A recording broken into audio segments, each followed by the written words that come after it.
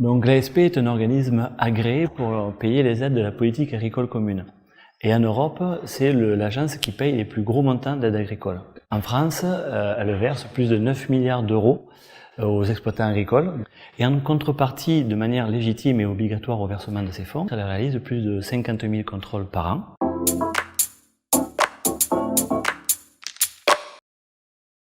Un contrôle à deux axes. Premièrement, vérifier la concordance entre la déclaration de la demande d'aide de l'agriculteur et la réalité de sa situation sur le terrain. Et le deuxième axe, c'est la vérification d'une réglementation européenne qui impose des pratiques agricoles durables et respectueuses de l'environnement. Les trois types de contrôle sont sur les animaux, les surfaces et les investissements. Sur les animaux, on contrôle les espèces ovines, caprines et bovines, en vérifiant leur identification et les documents qui permettent d'identifier la traçabilité des mouvements. Sur les surfaces, le contrôle commence par une photo-interprétation d'images prises par satellite. Et si cela ne suffit pas, on se déplace sur le terrain pour effectuer des mesurages complémentaires ou vérifier la nature des cultures ou de la végétation présente. Et le dernier type de contrôle, c'est les contrôles sur investissement. Donc là, c'est l'éligibilité d'un bien qui a été subventionné. Donc ça peut être un bâtiment, un matériel ou une action spécifique.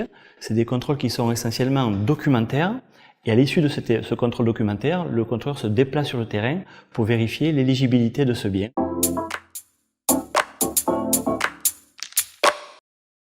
La première des qualités, c'est de savoir s'organiser et être autonome. On a un lot de dossiers à réaliser, à contrôler sur la semaine, donc il faut organiser nos rendez-vous, organiser nos déplacements. Ensuite, il faut être rigoureux. On doit appliquer une réglementation très précise. Et puis, il faut être à l'écoute des agriculteurs et être humain. Les agriculteurs peuvent être un public qui parfois peut être en situation difficile. Une qualité essentielle, c'est la pédagogie. On doit expliquer ce qu'on a vu et pourquoi on va le noter sur notre compte rendu. Et quand on a fini notre contrôle, l'agriculteur doit comprendre ce qu'on a fait.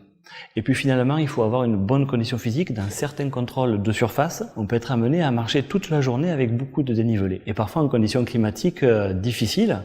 Donc dans ces cas-là, le contrôle peut devenir une aventure.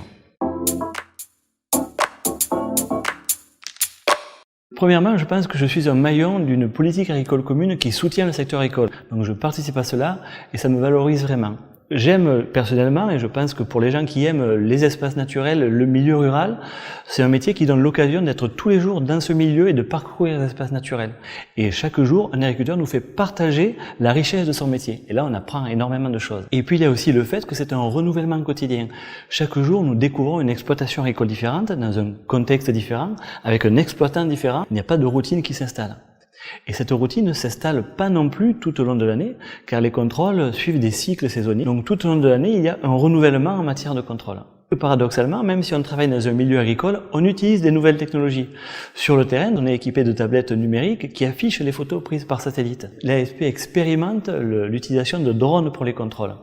Donc je pense qu'au niveau des perspectives d'évolution, ce métier est enthousiasmant aussi.